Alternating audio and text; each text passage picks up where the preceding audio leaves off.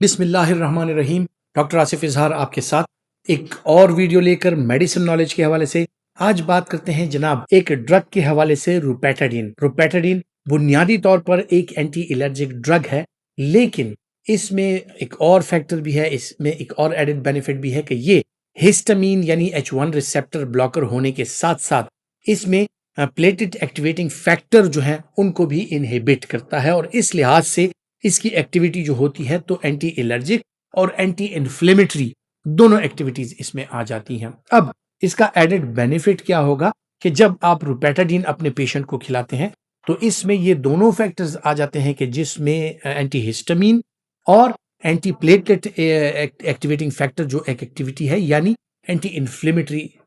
एक ड्रग बन जाती है। जो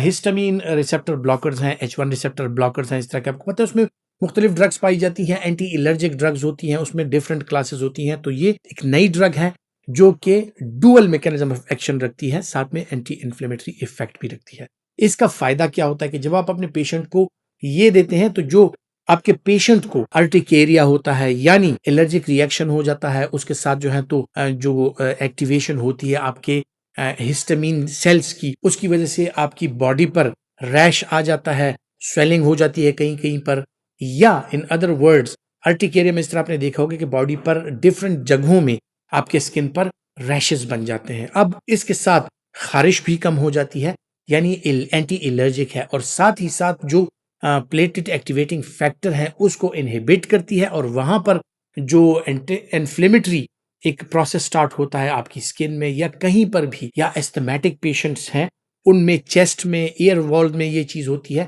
जो आपके एयरवेज हैं उनका म्यूकोजा जो है उसमें भी एलर्जी प्लस इन्फ्लेमेशन, उसकी वजह से आपको एस्थमेटिक अटैक होते हैं। इसी तरह स्किन की जो प्रॉब्लम्स हैं या और एलर्जिक राइनाइटिस कि आपको एलर्जी भी हो जाती है आपके नेजल म्यूकोजा में, आपके साइनसेस के म्यूकोजा में, और इसी तरह उनमें इन्फ्लेमेशन भी हो जाती है, तो आपको छींके आना और इस तरह जो है तो नाक बहना या नाक का बंद हो जाना, स्टिफनेस आ जाना, ये सारी चीजें उसके साथ पाई जाती हैं। तो अगर आप रुपेटाडीन का इस्तेमाल करें तो इसमें चूंकि दोनों फैक्टर्स हैं तो बतौर एक एंटी एलर्जिक के भी आप इसको इस्तेमाल कर सकते हैं और बतौर एंटी इन्फ्लेमेटरी के तौर पे भी आप इसको इस्तेमाल कर सकते हैं। इसका इस्तेमाल जो है जो एलर्जिक कंडीशंस होती हैं आपकी बॉडी के उसमें भी काम आता है, और साथ ही जिस तरह मैंने जिक्र किया कि किसी को अगर अस्थमा का अटैक है या एलर्जिक राइनाइटिस है तो इसके एंटी इन्फ्लेमेटरी इफेक्ट्स भी काम आते हैं और आपकी कंडीशन जो है वो बेहतर हो जाती है। जिस तरह इसके साइड इफेक्ट प्रोफाइल के हवाले से अगर बात की जाए, इसके साइड इफेक्ट्स में इस तरह और एंटी इन्फ्लेमेटरी और जो एंटी हिस्टामीन्स हैं, एंटी एलर्जिक हैं,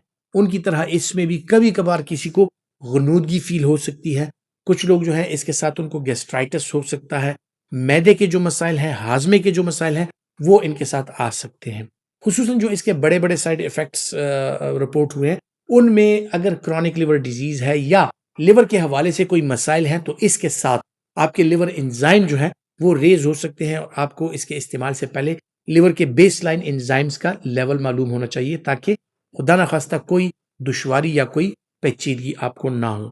फिर इस ड्रग के जो और साइड इफेक्ट्स हैं जो कॉमनली पाए जाते हैं, इसमें बदन का लरजना, कपकपाना और थोड़ी सी एंजाइटी होना, हार्ट रेट का थोड़ा तेज हो जाना, ये इसके साथ पाए जाते हैं। तो अगर कोई एंजाइटी का पेशेंट है और वो इसको इस्तेमाल करता है तो उसकी एंजाइटी जो है वो बढ़ सकती है, दिल की धड़कन जो है वो बढ़ सकती है। तो कार्डियोटॉक्सिसिटी वाली अगर कोई और ड्रग्स बंदा ले रहा है कि जिसमें ऑलरेडी कार्डियोटॉक्सिसिटी का एलिमेंट है, उसके साथ इस ड्रग का इंटरेक्शन हो सकता है और इसको लेना जो है वो ममनू है। ख़वातीन हज़रात, मेडिसिन नॉलेज के हवाले से जो मालूमात मैं आपके साथ शेयर करता हूँ, उम्मीद है कि ये मालूमात आपके लिए फ़ायदेमंद होंगी, और अगर आप समझते हैं कि फ़ायदेमंद है तो ये वीडियो लाइक कीजिए और ज़्यादा से ज़्यादा शेयर कीजिए। अपना बहुत सा ख्याल रखिएगा। अल्लाह हाफिज़।